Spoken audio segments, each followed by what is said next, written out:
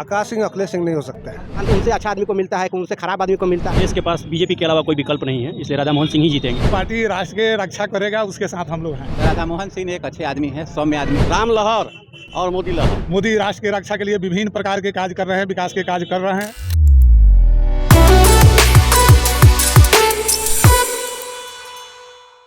नमस्कार, आप देख रहे हैं ENT ऑल न्यूज़। मैं हूं आपके साथ निहारिका विश्वास। जैसा कि आप सभी को पता है 2024 का लोकसभा चुनाव दिन पर दिन करीब आता जा रहा है और इसी को लेकर आज हम आए हैं मोतिहारी शहर के एक चाय की दुकान है यहाँ पे पटेल चौक। वहाँ लोगों से जानेंगे कि लोगों की राय क्या है यहाँ के सांसद के लिए, जो कि यहाँ के सांसद है राधा मोहन सिंह और जो परिसीमन के बाद 2009, 2014 और 2019 में जीते हैं। तो लोगों से जानेंगे कि क्या लोग उनके कार्य से खुश है और इसी कार्य पर वो उन्हें 2024 में वोट देकर दोबारा संसद पहुँचाएंगे। वैसे आपकी जानकारी के लिए बता दें, राधा मोहन सिंह यहाँ से 6 बार सांसद रह चुके हैं और अगर वो 2024 में जीतते हैं, जीत का लगातार चौका लगाते हैं, जो कि अपने आप में एक बहुत बड़ा रिकॉर्ड है। और को ये भी बता दें, उनकी गिनती जो होती है बीजेपी के दिग्गज और कद्दावर नेताओं में होती है। 2024 के लोकसभा चुनाव में यहाँ से कौन कैंडिडेट जीत सकता है? अगर राधा मोहन सिंह चुनाव लड़ते हैं तो जीत सकते हैं? हाँ, जीत सकते हैं। क्यों जीतेंगे? भाजपा का लहर है और उस तरह का यहाँ का बनावट है कि जीत सकते हैं, लेकिन कोई असरदार कैंडिडेट आवे तब नहीं जीतेंगे। 2014 से अभी तक लहर ही चल रहा है मोदी जी का। हाँ, यहाँ यानी मोदी जी के नाम पर जीत जाते हैं हमेशा। राम लहर और मोदी लहर। मतलब राधा मोहन सिंह उनका कोई अपना वजूद नहीं है। कैसे आप ये बात बोल रहे हैं? 6 बार के सांसद है, 18 बार जीते हैं। कभी कोई परिस्थिति बनती है, कभी कोई परिस्थिति बनती है, परिस्थिति के अनुसार वो जीत जाते हैं। मतलब मोदी मेन फैक्टर है उनकी जीत में यहाँ से। हाँ। अगर असरदार कैंडिडेट कोई आवे तो नेक टू नेक कंपटीशन मिलेगा। नेट टू नेट हो सकता है हार भी जाएं। बहुत बड़ी बात कह रहे हैं आप। काफ़ी कम समय है और यहाँ से सांसद राधा मोहन सिंह हैं जो जीते हैं, पिछले 3 बार से जीत रहे हैं। तो इस बार क्या है, मतलब वो जीतेंगे या इस बार कोई नया प्रतिनिधि यहाँ मिलेगा? मोतिहारी में ऐसे नया प्रतिनिधि खोजा जा रहा है विभिन्न पार्टियों के द्वारा कि राधा मोहन जी के खिलाफ यहाँ पर चुनाव लड़ाया जा सके, लेकिन किसी अन्य पार्टी को कोई उम्मीदवार मिल नहीं रहा है। लाया जाएगा कहीं बाहर से आकर के राधा मोहन सिंह के खिलाफ जो है सो चुनाव लड़ाने के लिए। अब यह भी हम लोग भी देखेंगे कि क्या होता है, किस प्रकार का उम्मीदवार आता है और कैसे जो है सो चुनाव यहाँ का लड़ा। जहाँ तक लड़ाई की बात है तो राधा मोहन सिंह एक अच्छे आदमी है, सौम्य आदमी है, सभ्य आदमी है और मोतिहारी के उत्थान के लिए, मोतिहारी के विकास के लिए बहुत सारा काम जो है सो उनके तरफ से होता रहा है। यानी कुल मिला जुला करके मोतिहारी का विकास उनके जीवन का लक्ष्य है और यहीं पर राजनीति उन्होंने इसी के लिए किया है, उनके जीवन।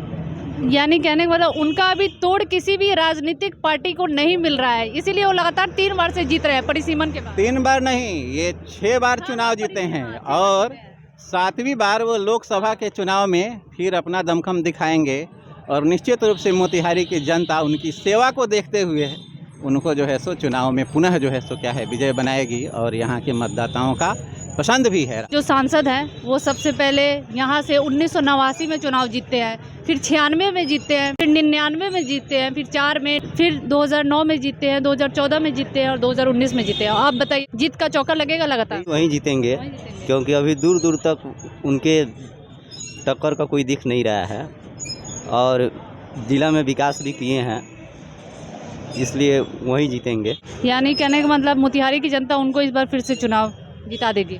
बिल्कुल, इस बार भी वहीं आएंगे चुन के।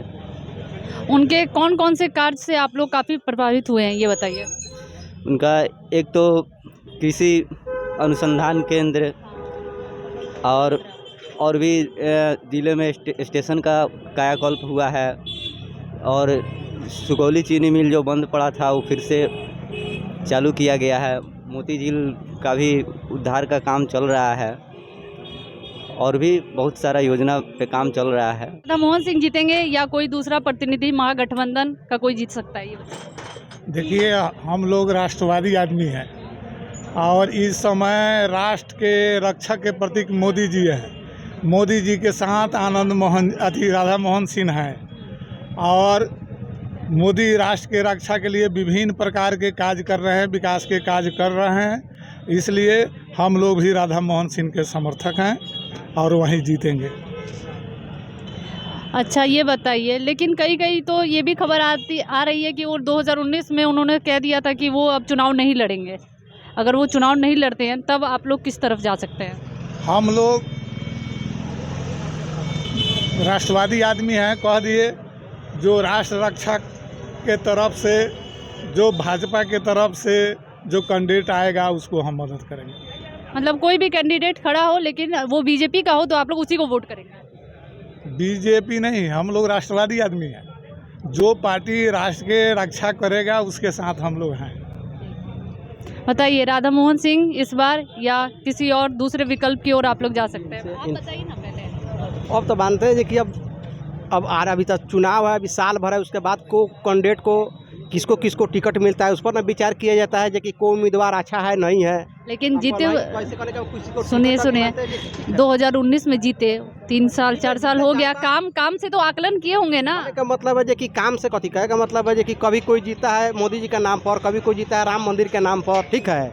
और फिर यहाँ टिकट किसको मिलता है, उनके मानते उनसे अच्छा आदमी को मिलता है, उनसे खराब आदमी को मिलता है, तो चुनाव का वरना तय जनता करेगा कि हाँ किन को वोट दिया जाए। यानी उम्मीदवार नहीं है तो किसको कहा जाए बताइए। यानी जब उम्मीदवार तय हो जाएगा इस सीट से तब आप लोग विचार करेंगे? लोग विचार करेगा कि भाई वो अच्छा है कि ये अच्छा है, ठीक है।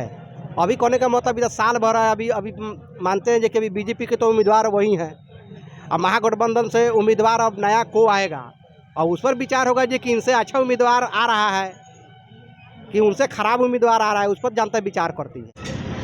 2024 में लोकसभा का 18वीं लोकसभा का चुनाव है, ठीक है। बताइए मोतिहारी से किसकी लहर है, कौन जीतेगा? क्योंकि ऑलरेडी राधा मोहन सिंह लगातार 3 बार से जीत रहे हैं। 9 में जीते, 14 में जीते, 19 में जीते। देखिए, अभी तत्काल देश के पास बीजेपी के अलावा कोई विकल्प नहीं है, इसलिए राधा मोहन सिंह ही जीतेंगे।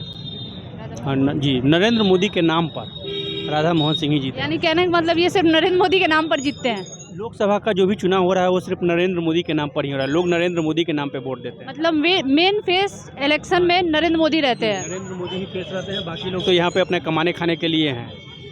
आपकी बातों से ऐसा लग रहा है कि आप उनके कार्य से खुश नहीं हैं। नहीं, हम उनके कार्य से खुश नहीं है, लेकिन फिर भी जो है बीच में जो मोतिहारी में भी विकास की कमी तो है ही, रफ्तार कम है और परिवर्तन से जो है सो रफ्तार की गति तेज़ होती है, लेकिन काफ़ी दिनों से वही है तो रफ्तार तो कमा हुआ है। लेकिन हमको ये है कि वोट तो उन्हीं को देना है, बीजेपी के नाम। बताइए सर, 2024 में किस कैंडिडेट को जितवा के आप लोग पार्लियामेंट भेजना चाहते हैं? राधा मोहन सिंह को। राधा मोहन सिंह। क्या उनके कौन से कार्य से आप खुश हैं, ये बताइए? काम तो बहुत किए हैं यहाँ, कृषि केंद्र खुलवाए हैं, डेयरी वाला खुलवाए हैं, बहुत काम किया, रोड भी बढ़िया बनवाए हैं। तो आप लोग के नज़र में वही बेहतर कैंडिडेट है? कौन जीतेगा 2024 का रन पूर्वी चंपारण मोतिहारी से? अभी तो कैंडिडेट ही मालूम नहीं चल रहा है कौन होगा, ये तो भविष्य के गर्व की बात है। हाँ, लेकिन कैंडिडेट तो यहाँ से राधा मोहन सिंह खड़े होंगे। अगर जैसा कैसे आप कह सकते हैं, हो सकता है कि राधा मोहन बाबू को राज्यपाल बना दिया जाए। नहीं, क्योंकि जब 2014 का भी चुनाव हुआ था तो ऐसी भी मीडिया में खबरें आई थी कि वो चुनाव नहीं लड़ेंगे, लेकिन 2019 में उन्होंने लड़े। इलेक्शन होना है, अभी 2023 चल रहा है, यहाँ से कैंडिडेट कौन होगा? अगर राधा मोहन बाबू कैंडिडेट रहेंगे तो वहीं जीतेंगे।